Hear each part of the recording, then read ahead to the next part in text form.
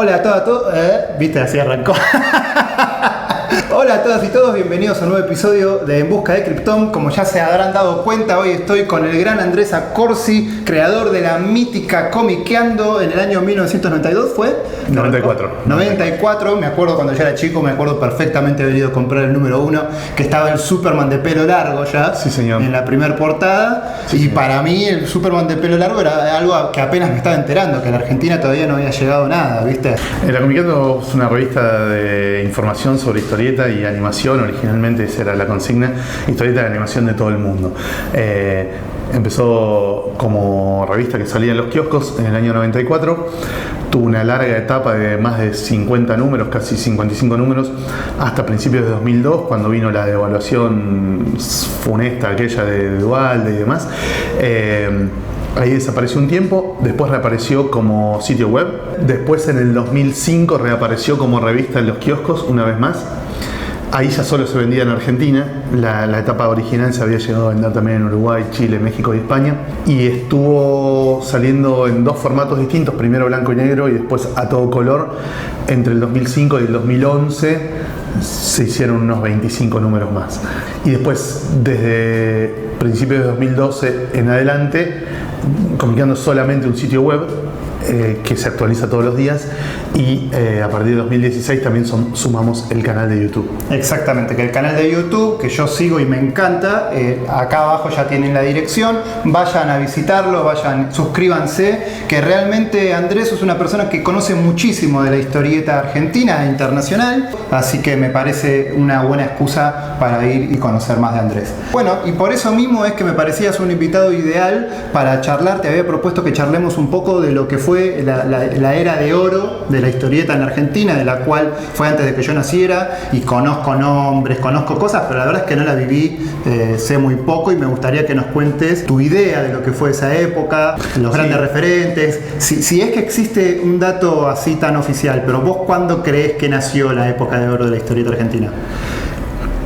Yo tengo entendido que la era de oro de la historieta argentina va más o menos de 1945 a 1960, esos 15 años. Yo tampoco había nacido, o sea, soy viejo pero tampoco la pavada. Esa me parece que fue la era impresionante de la historieta argentina, donde tenías, por ejemplo, la revista Patorucito semanal, que vendía 600.000 ejemplares semanales, y un montón de revistas que vendían fortunas, muchísimas editoriales.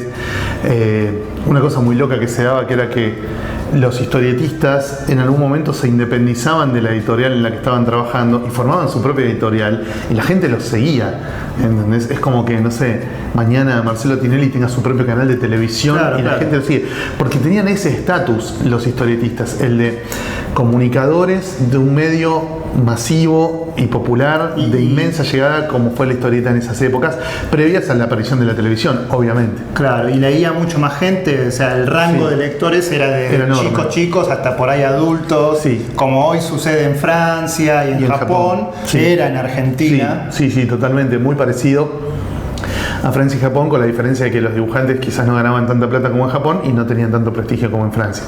Pero sí, si eso se hubiese mantenido, hoy seríamos tranquilamente otra Francia u otro Japón. Claro. El tema es que no se mantuvo. Pero sí, en aquellos años previos a la llegada de la televisión, y previo también a las llegadas de la sucesión de crisis económicas que fueron achicando el poder adquisitivo, sobre todo de los asalariados, de los jubilados, la historieta en Argentina era masiva, era una industria que movía muchísima plata, y muchísimos dibujantes y guionistas vivían de su trabajo. Y algunos podían vivir solamente trabajando en Argentina. Por supuesto. Tenían que exportar su trabajo. Sí, había pocos que trabajaban para el exterior, porque había mucha demanda de historietistas en la propia Argentina. También había muchas escuelas que generaban nuevos talentos porque el mercado lo necesitaba. También digamos que, como pasa cuando en cualquier lugar donde hay una industria grande, la industria grande emplea a genios, a tipos talentosos, a tipos que apenas logran cumplir con los estándares básicos de la producción industrial, y a muertos de hambre que están ahí para llenar las páginas que los demás no llegan a llenar. Claro. O sea, no nos engañemos con que la edad de oro era también la edad de oro en materia de calidad. No, creo que se refiere a que vendía muy... Exactamente, se refiere a la parte empresarial donde realmente se movía mucha guita y lo que subrayo de nuevo, la historieta gozaba de un estatus de medio popular y masivo como nunca antes había sucedido, ¿no? Y lo que decías también vos, que todo el mundo leía historietas, era lo más normal del mundo subirse a un tranvía o a un colectivo o a donde sea y ver gente leyendo historietas. Las historietas realmente estaban muy presentes en todos lados, no en las librerías como sí están ahora, pero en aquel entonces sí funcionaba con muchísima fuerza el circuito de kioscos y las editoriales se apoyaban mucho en la distribución de kioscos que llegaba por supuesto a todo el país. Gracias a ese pasado que tiene la Argentina, esa tradición de enormes historietistas y como decís vos, de todo tipo, pero hubo enormes historietistas, hubo una tradición de mucho laburo y que era una profesión que se llevaba a cabo con absoluta seriedad y entonces ahí encontramos la explicación de por qué hoy en un país donde no podemos decir que ya existe una industria de la historieta hoy en día en Argentina se sostiene mediante gente que ama el medio y nada más, y hasta puede estar perdiendo dinero y sigue intentando y vuelve a intentar, y aún así seguimos siendo un semillero de grandes autores, ¿no? Y tal vez debe haber nacido justamente por esa tradición que no queremos soltar, porque nosotros vemos en otros países latinoamericanos que también hay mucha gente que le interesa la historieta, pero tal vez no producen tanto. Acá más o menos es como que a pesar de todo, contra toda marea, seguimos viendo publicaciones editoriales con libros hermosos. Hay autores que ya desde mi generación y seguramente desde un poco antes también tuvimos que ponernos a buscar trabajo afuera. ¿Viste? Sí, Argentina es como un fenómeno en la cantidad de historietistas que tiene. Para una población de 40 millones de habitantes hay demasiados historietistas. Claro. Es un fenómeno que también sucede en Bélgica, ¿no? Es un país chiquito con una cantidad de habitantes relativamente baja y una cantidad de historietistas bestial. Argentina y Bélgica son fenómenos muy extraños en ese sentido. Un poco por lo que decís vos, por lo de la tradición. Y un poco, no sé, hay como una necesidad de expresarse y la historieta también tiene el atractivo de que se puede hacer de forma muy barata. Claro. ¿No? Para filmar una película vos necesitas 75 personas, un montón de guita, unos equipos carísimos. Para dibujar una historieta necesitas una persona con papel y lápiz. O sea, no es costosa la producción. Y con suerte también con imaginación. Con un poco de suerte, con imaginación. La producción de historieta es algo que cualquier croto puede hacer en su casa. Y eso me parece que también tiene que ver con que en la idiosincrasia argentina esté tan arraigada la producción de historieta, ¿no? Porque nos han sacudido muchísimas crisis y un cacho de papel y un lápiz o una virome siempre encontraste. O sea, eso no te va a faltar. Después, bueno, faltan los medios por ahí para publicar a nivel comercial, digamos, lo que uno produce. Muchas veces esos medios no están, muchas veces son insuficientes, muchas veces los generan los propios artistas, como decías vos hace un rato, y muchas veces, bueno, está la posibilidad también a explorar de producir en Argentina para publicar en otros países, ¿no? Eso obviamente es muy atractivo cuando existe la posibilidad de ganar en dólares o en euros en un país donde gastas en pesos. Claro, pasa, o sea, el fútbol, pasa... Claro, pero el fútbol se van a vivir a otro país. No pueden jugar acá y ganar en euros. Claro. En la historieta es lo mejor de ambos mundos. Podés vivir en Argentina y cobrar en euros. Podés seguir comiendo los asados. Exactamente. Y gastar en pesos. Un poco es lamentable porque hay muchos autores grosos que nunca publicaron en el país y un poco es inevitable. También lo que nos está faltando ahora, a pesar de muchas publicaciones, de autores que se autopublican y de editoriales que están sacando cosas muy lindas.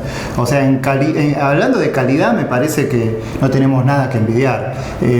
Pero lo que nos está faltando también son medios interesados en difundir que existen esas cosas. En la era de la historieta industrial, las editoriales gastaban plata en publicidad. Claro. ¿No? Y tenías afiches por la calle. Yo me enteré que salía el número 1 de Fierro cuando vi un afiche en la calle que decía Fierro, ¿entendés? Entonces, bueno, si a mí me parece bastante razonable que si querés vender como vendía Fierro, tenés que gastar en publicidad la misma guita que gastaba Fierro. Si querés vender lo que vendía Láser, tenés que estar en la misma cantidad de kioscos en las que estuvo Láser. Exacto. Si no, es muy difícil. Pero bueno, me doy cuenta de que, bueno, es un poco lo que decías vos hace un rato, ¿no? Gente que ama la historieta y que decide remar contra la corriente para que no falten publicaciones, no es lo mismo que una industria. Una industria es otra cosa. Hoy hay un montón de editoriales, pero son editoriales sin empleados. Son editoriales donde labura el dueño y hace todo el dueño y, ¿viste? Y rara vez tienen una persona a su cargo para ocuparse de temas que tienen que ver con la difusión, con el tema de conseguir entrevistas, conseguir notas en medios, supervisar temas que tienen que ver con distribución, con presencia en eventos, con la parte técnica, sin ir más lejos. Entonces, es muy difícil. Si vos haces todo de manera artesanal, a nivel kiosquito, no empresarial, sino kiosquito y demás, la repercusión que vas a tener en general es proporcional a tu estructura. Exacto. Si vos sos, no sé, editorial Perfil o Clarín, que yo, y sacás una revista nueva, se entera todo el país en muy poco tiempo. Exacto. Si vos sos editorial Juan Carlos Nadie y sacás una publicación alucinante, capaz se enteran nada más tus amigos a través de las redes. Y hoy se entera mucha más gente que hace 15 años, sí, claro, por el tema precisamente de las redes. En el 2003, 4, 5, vos sacabas una publicación y si no tenías guita para publicitarla, era lo mismo que tirarla a la basura. O sea, no se enteraba nadie, era muy difícil. No estaba el circuito de eventos que tenemos hoy, no estaban las redes sociales. Era realmente muy cuesta arriba comunicar el hecho de que existía esta propuesta. Yo tomo como referencia de que se acabó la era de oro acá en Argentina el cierre de la editorial Columba, que en realidad cerró en los 80. No, en 2000. Ah, ¿en el 2000? Ah, mucho después. Bueno, no, por eso, la crisis vino mucho antes, pero como que Columba era el último sobreviviente de aquellas enormes editoriales de inmensas tiradas. En los 90 lo que pasó también fue una rareza, que es la historieta de Cazador, en una época donde la historieta estaba devastada. Yo no sé de números, no sé de tiradas, nada, pero yo iba al colegio secundario y fue la única historieta donde yo no era el único que la leía. ¿Viste? Todo el mundo leía Cazador, de mis compañeros, gente que no le interesaba la historieta. Yo creo que, ya te digo, para mí el fin de la era de oro es en 1960. Todo lo que vino después no son exactamente manotazos dados, porque, por ejemplo, entre 1969 y 1982, ponele, esos 14, 13 años, Columba vendió fortunas. Para Columba fue una era de oro, no comparable con la de los 40 y 50, pero de unas ventas descomunales y con la posibilidad de exportar, de ganar muchísima plata con las revistas que llegaron a vender realmente millones. Fue la era de oro de Robin Hood también, que escribía 8000 series al mismo tiempo, bla bla. Después, a partir de, yo te diría, de el 82, 83, ahí entre la guerra de Malvinas y la recuperación democrática, ahí pasó algo dentro de Columba que hizo que las ventas empezaran a bajar, y ya para el año 89, cuando pega fuerte la hiperinflación de Alfonsín, ahí ya Columba entra en un estado no de crisis, pero sí de decadencia muy marcada. Y ahí viene una serie de manotazos dados a lo largo de toda la década del 90, que termina con el cierre en el 2000. En el medio se cae Record, se cae La Urraca, se cae Puertito, se caen todas las editoriales, todas las revistas se caen. No es que se cae nada más Columba. No, claro, Columba es la que más aguanta porque, tenía más espalda, obviamente, claro, que las demás. Y en el medio, entre el 92 y el 98 o 9, se da el fenómeno de Cazador, que empieza con una revistita en blanco y negro, casi under, que compraba muy poca gente, y después empieza a cobrar masividad. Fue muy groso eso. Fue de boca a boca, puramente. Sí, yo creo que sí, porque no tenía una gran inversión publicitaria, sino que era más bien una cosa del aguante, ¿no? De la militancia de los pibes que se sintieron muy identificados. Aparte, los primeros 6 números salía uno cada... Tal cual. Cuando podían. En blanco y negro, y cada 4 meses, 3 meses, una periodicidad entre absurda e inexistente. Y después se ponen las pilas, empiezan a editarlo a color, se empieza a popularizar, empiezan a subir las tiradas, y en un momento vendió muy bien, llegó a vender alrededor de 35.000 ejemplares, saliendo cada 3 semanas, porque ni siquiera salía cada mes, salía cada 21 días más o menos. Claro. Lo cual es una muy buena cifra para los 90, donde la historieta más tradicional, digamos, estaba en retirada con todo este periodo de lo que llamamos manotazo ahogado previo a la desaparición. Alcanzó realmente cifras muy interesantes Cazador. De hecho, a través del éxito de Cazador aparecieron unas pocas publicaciones que se animaron a salir y decir, mira, si Cazador puede, evidentemente hay un mercado, y salieron algunos titulitos similares. Pero se me ocurre La Negra o algo así, no me acuerdo cómo se llamaba, ¿no? Pero todos salieron sin ninguna inversión publicitaria, a ver qué pasaba, a caer cerca de Cazador en el kiosco medio de rebote, y a ninguno le fue bien, ¿no? A ninguno le fue bien. Todos esos intentos de comic books argentinos, primero casi ninguno salió a color, y Cazador arrastró con el color, sin duda. Después ninguno mantuvo una periodicidad razonable y Cazador les pasaba el trapo a todos con la periodicidad. Y después ninguno logró gastar guita en publicitar los lanzamientos, con lo cual la gente que no era fan del cómic, sino que se había enganchado con Cazador porque se lo mostró un amigo o algo, este fenómeno tan propio de la historieta de Cazador, que es haber sido consumida por un montón de gente que no consumía otras historietas, no alcanzó a las otras publicaciones que salieron a disputar ese espacio, porque eran publicaciones que se distribuían quizás nada más en las comiquerías o que salían con muy poca tirada en los kioscos. Entonces tenías que ser fan de la historieta para encontrarlas, para buscarlas, para enterarte que existían y para eventualmente poner esos pesitos ahí. Además, para ese momento, cuando empezaron a salir los otros comic books argentinos que un poco disputaban el espacio de Cazador, ya se había dado la invasión de los kioscos argentinos con las publicaciones de superhéroes a color y a 2 mangos que venían de México y de España. Entonces ya la posibilidad de competir era mucho menor, porque vos salías con una revistita en blanco y negro con personajes que no conocía ni tu vieja a competir contra Superman, X-Men, Spider-Man, Batman, que eran personajes que ya de chico yo ya los conocía por verlos en la serie de Super Amigos y qué sé yo. Entonces cuando Editorial Perfil también empezó a publicar acá, entraste como un caballo. Sí, claro. A full. Bueno, y lo mismo cuando empezaron a traer los cómics de Marvel. Bueno, y como bien mencionaste vos, entonces estando ya en la década de los 90 bien instalado el cómic de superhéroes acá en Argentina, que con Editorial Perfil gozaron de buena salud también, duró varios años. Casi 5 años, sí. Sí, y eso fue bastante inusual, ¿no? Casi que te voy a cambiar de tema, porque que si los superhéroes les vaya bien ya no es sorpresa, no hay mucho para analizar, ¿no? Es una maquinaria imbatible. Bueno, pero también hubo un momento en el que no les fue bien. Entre fines de los 90 y el 2011 o 12 no le fue bien a los superhéroes en Argentina. No hubo intentos que les fuera bien, y parecía que el cómic de superhéroes estaba prácticamente extinto, que los fans de los superhéroes eran tipo ya, ¿viste? La Unión Cívica Radical, ¿viste? Todos mayores de 45 que no la ponen y que no se reproducen, y que el manga se había llevado todo, ¿viste? Y que todos los pibes que se enganchaban a leer cómics se enganchaban con el manga. Bueno, porque ahí me das otro ejemplo. Editorial Ivrea sí, más o menos tuvo intentos fallidos, pero se hizo una editorial muy fuerte. Muy fuerte, con 20 años ya. ¿Y esa cuándo arrancó también? 99. Ok. Claro. Por eso, entonces estamos encontrando ejemplos muy aislados entre sí. Nunca llegó a ninguna de estas publicaciones ser la puerta por la cual entraron todos los demás. Siempre fueron excepciones, ¿no? De gente que hizo bien las cosas. Sí. Conjunciones de momentos, onda, calidad, difusión, predisposición de la gente a probar algo distinto, formas atractivas de dialogar con el posible consumidor.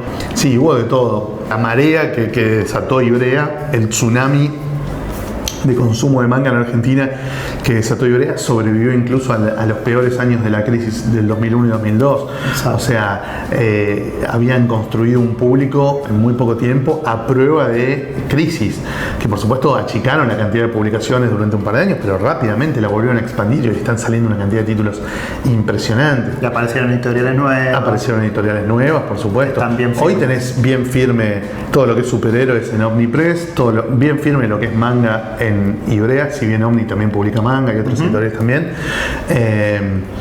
Otras editoriales publicando cómic norteamericano que no es de superhéroes, como por ejemplo Utopía.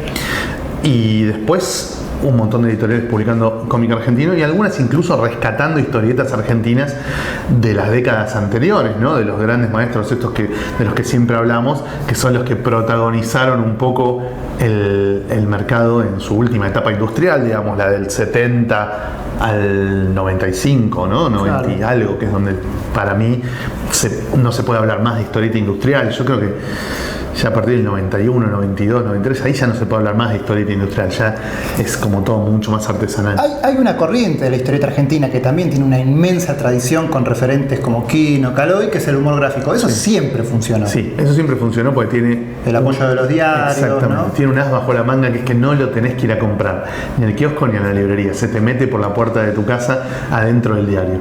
Entonces vos, en el peor momento en el que ni se te ocurre pisar una librería porque no tenés un mango, te entra esa historieta en el paquete que vos seguís comprando, que se llama El Diario. Claro. Por supuesto, ahora los diarios bajaron muchísimo sus tiradas, ya no ningún diario vende lo que vendía hace 15 años. El humor gráfico ahora se consume mucho también a través de las redes, pero se sigue produciendo. Los historietistas que hacen tiras o chistes diarios para los diarios están muy bien remunerados, tienen un muy buen trato para conservar los derechos sobre su obra y después publicarlo en el exterior o recopilarlo en libros. La verdad que sigue siendo un reducto donde a los historietistas nunca les faltó reconocimiento, nunca les faltó laburo, nunca les faltó un buen ingreso de guita tampoco, pues es algo que por suerte aún hoy se paga bien. Otra cosa que siguió sucediendo y bien hecho acá en Argentina son las convenciones. O sea, por lo menos un público interesado masivo que a las convenciones sigue yendo. Esto, corregime porque viste, a mí a veces me acuerdo mal las cosas, pero vos fuiste el organizador de Comicópolis, ¿no? Sí, yo trabajé en la organización de Comicópolis, sí, claro. Que para mí fue, por el lugar en que se hizo, Comicópolis es lo que hoy está la Comic Con y otros eventos así por todo el país. Bueno, Comicópolis fue en el 2000, hasta el 2011 fue que se hizo. No, 13, 14, 15 y 17. Excelente. 13, 14 y 15 en Tecnópolis y 17 ya producido en forma privada en la rural. Bueno, a eso iba, que se hizo en Tecnópolis, que por eso fue el que más disfruté, porque se hizo en un lugar hermoso, era muy amplio, muy luminoso. Ese día que yo fui conocí a Quino, o sea, tengo un recuerdo hermoso de Comicópolis. Sí. Y bueno, sigue Comic Con, ahora en este momento se ve que funciona muy bien porque se está haciendo cada 6 meses, una cosa así, sí, ¿no? Se hacen 2 por año. Igual son cosas totalmente distintas, Comicópolis y lo que es Argentina. No, ya sé, yo como por poner ejemplo. Igual eso son cosas, si querés. No, bueno, para mí son cosas totalmente distintas. Comicópolis me parece que fue un evento sumamente importante porque fue, a mi juicio, el que mejor logró el equilibrio entre una propuesta cultural, una propuesta comercial y una propuesta de entretenimiento. Argentina Comic Con es un evento que no tiene propuesta cultural prácticamente y lo único que tiene es un área comercial hiperdesarrollada y un área de entretenimiento que más o menos está ahí. Igual yo fui una sola vez, un solo día, no estoy muy calificado para hablar, claro. Porque como no me interesa... Igual, me interesa el debate este. Para que haya una propuesta cultural, no digo si estoy de acuerdo o no, Tiene que estar el Estado poniendo guita.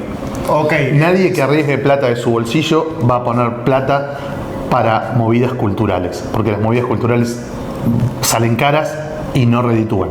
Claro. Entonces, si vos pensás el evento como algo que tiene que dar ganancia, sacale lo cultural y hacé un shopping. Exacto. ¿Entendés? Hacé la Argentina Comic Con, hacé el shopping.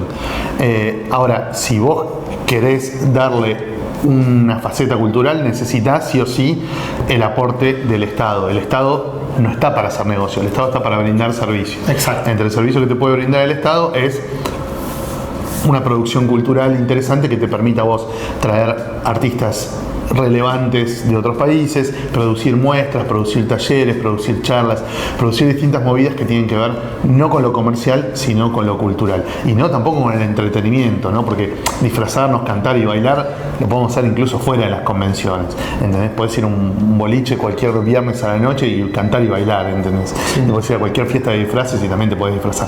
No hace falta el entorno gigantesco de un evento de cómic para incorporar o para darle fuerza a la pata del entretenimiento. Eso, la gente se entretiene sola, haga lo que haga. Lo que falta siempre es la faceta cultural, y ahí es donde es importante que entre el Estado. ¿Dónde ves movidas culturales vinculadas a la historieta? Siempre en eventos con apoyo del Estado, sea la Crack Bam Boom, que tiene apoyo del Estado de la ciudad de Rosario y de la gobernación de Santa Fe, sea Comicópolis, que estuvo íntegramente producido por el Estado Nacional, en eventos del resto del país que tienen apoyo de secretarías de cultura, secretarías de turismo, secretarías de algo. Si no, no lo ves. Sí, sin quererlo me respondiste la pregunta con la que quería cerrar nuestra charla, que es ¿cómo podemos hacer para que esto deje de ser el esfuerzo de un par de enamorados de la historieta y vuelva a ser una industria teniendo una enorme tradición y habiendo probado que hay talentos que estamos trabajando para todos lados, para todos los países del mundo? Me acabo de incluir en talentos solo porque trabajo para afuera, no porque pero talentos. Trabajamos todos para afuera, o sea, hay gente interesada en trabajar, y si los actores tienen subsidios del Estado para que se difunda el teatro y entonces no dependa solo de las productoras de la televisión y qué sé yo, ¿por qué no puede haber? ¿No nos podríamos organizar entre todos los historietistas y empezar a hacer peticiones para que el Estado haga una movida más fuerte, no solo en eventos culturales, sino en publicaciones? Te lo respondo en dos partes. Ya hubo varios intentos de crear una ley de fomento de la historieta, nunca prosperó. Algo de esa propuesta se incorporó a lo que es la plataforma del INAG, el Instituto Nacional de Artes Gráficas, que está aprobado por ley, pero nunca se terminó de poner en marcha porque el gobierno que se está yendo ahora nunca le puso la guita que el presupuesto nacional requería para el funcionamiento del INAG. El INAG vendría a ser como el Inca, pero de las artes gráficas. Bueno, eso nunca se llegó a concretar, está aprobado, hay un estatuto, hay nombradas autoridades, nunca pudieron asumir. No sabía eso. Bien. O sea que algunas de esas movidas de ir a buscar por el lado institucional un cierto resguardo, una cierta promoción, hay. Que exista un centro de historieta y humor gráfico en la Biblioteca Nacional, que hace 10 años obviamente no existía, es un avance también. Que se hayan producido eventos y todo eso, también. Ahora, si vos me preguntás a mí, si el Estado tiene que publicar historietas, tiene que poner guita para editar, yo te digo que no. Para mí el Estado no tiene que poner guita, eso lo tienen que poner los privados, porque si no se arma la camarilla que por amistad con tal o cual secretario, subsecretario, ministro, diputado, no sé qué, decide quién publica y quién no, claro, su libro o su historieta dentro de una revista o lo que sea. Entonces, para mí el Estado no tiene que publicar historietas. Otra cosa es lo que hacía Telam, por ejemplo, que tenía algunos historietistas colaborando con tiras o breves historietas en un suplemento de historietas gratuito para todo el país. Eso me parece que está bien, es darle contenido al producto que hace Telam, que es un producto periodístico. Entonces, sumar la historieta a un producto periodístico está bien. Ahora, que el Estado edite libros de historieta o revistas de historieta me parece un despropósito. Lo que puede hacer el Estado es producir eventos de difusión de la historieta a gran escala, como fue en su momento Comicópolis. Crear un museo de la historieta y el humor gráfico, que no hay. Comprar ejemplares de los libros y revistas que editan los privados para distribuir en bibliotecas y colegios. Claro. Y comprar originales de los artistas para preservarlos, para que no terminen en manos de coleccionistas de Europa o distintos, esas movidas turbias donde alguien perdió sus originales y otro se hizo millonario vendiéndolos. Bueno, que sea el Estado en lo posible el que recopile los originales de los historietistas y los preserve. Para nosotros, para la posteridad y para todos los hombres del mundo que quieran habitar el sol en Argentina.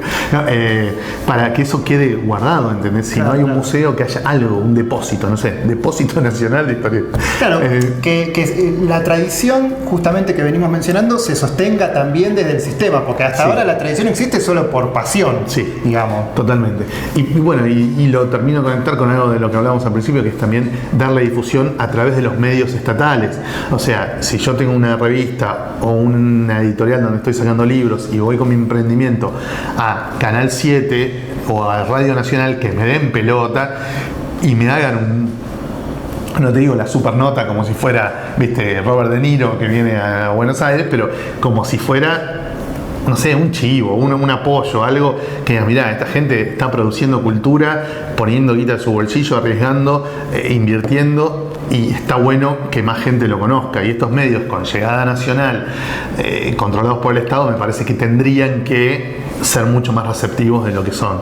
Bueno, como les había dicho, Andrés sabe mucho, me gusta que tenga siempre una opinión formada de las cosas, que no necesariamente significa que uno sepa de algo, pero al menos vos podés tener una opinión y... Opiniones con las que se puede no estar de acuerdo también, claro, ¿no? Claro. Habrá un montón de gente que dirá, no, este pibe está en pedo, yo pienso todo lo contrario y tengo una explicación totalmente distinta a todo lo que yo expliqué. Y está recién. perfecto. Bueno. Esta charla que tuvimos ahora es las charlas que yo a veces tengo con amigos cuando estamos sentados en un bar tomando algo y no se trata de tener razón, pero de seguir al menos encontrándole la vuelta a pensar y repensar todo esto que tanto nos interesa, que es la historieta. Tal cual, yo esto te lo digo desde mi experiencia de trabajar en este medio desde los 19 años, desde el año 87, cuando empecé a trabajar profesionalmente en la revista Scorpio, y haber hablado con decenas o centenares de actores de esta industria, ¿no? De esta ex industria, de este ámbito, para decirlo más correctamente. Desde gestores culturales, distribuidores, comerciantes, editores, artistas, fans, chicos que hacen fanzines, todo lo que se te ocurra, yo hablo todos los días con esa gente. Y de toda esa experiencia que recopiló, bueno, saco algunas, entre miles de comillas, conclusiones, que son las que estamos compartiendo hoy. Exacto. Pero así repito, con las que se pueden estar de acuerdo. Por eso es que les recomiendo que visiten Comiqueando, que me decís que todos los días ofrece información sí. nueva, perfecto. Vayan a Comiqueando, síganlo a él en su canal, porque realmente yo me estoy enterando, ahora que empecé a seguir tu canal, de muchas cosas que se supone que como historietista debería saberlas, y la verdad que no, yo hice mi propio recorrido como lector, y bueno, así que nada, siempre está bueno estar informado, estar entretenido, pasarla bien con esto de la historieta, así que gracias, Andrés, por haber venido. Gracias a vos por la invitación. Ojalá que vuelva esto de la industria de la historieta argentina. Ojalá. Yo no me fanatiza tanto la idea de que vuelva, ¿eh? Yo prefiero una cosa más chiquita, ¿sí? Pero que aguante más, en el sentido de que se generen obras de gran calidad que se puedan leer acá y en el exterior, hoy y dentro de 40 o 50 años. La gran mayoría de las historietas que se generaron en Argentina en la era de oro, entre el 45 y el 60, hoy no se pueden leer ni acá ni en ningún lado, porque no cumplen los estándares de calidad como para seguir publicándose a nivel global. Mientras que lo que se está publicando hoy, que es mucho menos a nivel cantidad, me parece que a nivel calidad está tan por encima que tiene mejores chances de sobrevivir el paso del tiempo y el paso de las distintas modas y de las distintas regiones o culturas donde se terminen publicando. Así que yo no sé si soy tan fan de los números gigantescos. No, tenés razón. Yo soy más bien fan de que se siga produciendo obra de gran calidad. Claro, yo te lo digo desde mi lugar, que me interesaría poder vivir publicando en Argentina, en vez de, como a mí me interesa mucho publicar en Argentina, lo que hago es trato de utilizar mi tiempo libre, cuando no estoy laburando para afuera o un fin de semana, me escribo mis guiones y publico acá. Y bueno, nada, me gustaría poder directamente tener mi espacio garantizado y hablarle a mi gente, que son los argentinos, ¿viste? Sí, eso ya es un poco más complicado. Sí. Bueno, para eso sí estaría bueno que hubiese industria. Claro. Para que los dibujantes argentinos no tengan que estar todo el tiempo pensando en cómo insertarse en los mercados extranjeros, sino que estuviera mucho más cerca, digamos, para muchos más artistas la posibilidad de publicar en el país. Pero yo con la calidad que estoy viendo en estos últimos años estoy muy contento. Por supuesto estaría mucho mejor que las editoriales y los artistas ganaran más guita, ¿no? Claro, sí, bueno. Bueno, nos volvemos a despedir de nuevo. Así de fácil es charlar con vos. Bueno, chao, suerte. Nos vemos en un próximo episodio. Síganlo a él en sus redes, en su página web, que ya puse acá abajo. Así que nos vemos en un próximo episodio. Chao.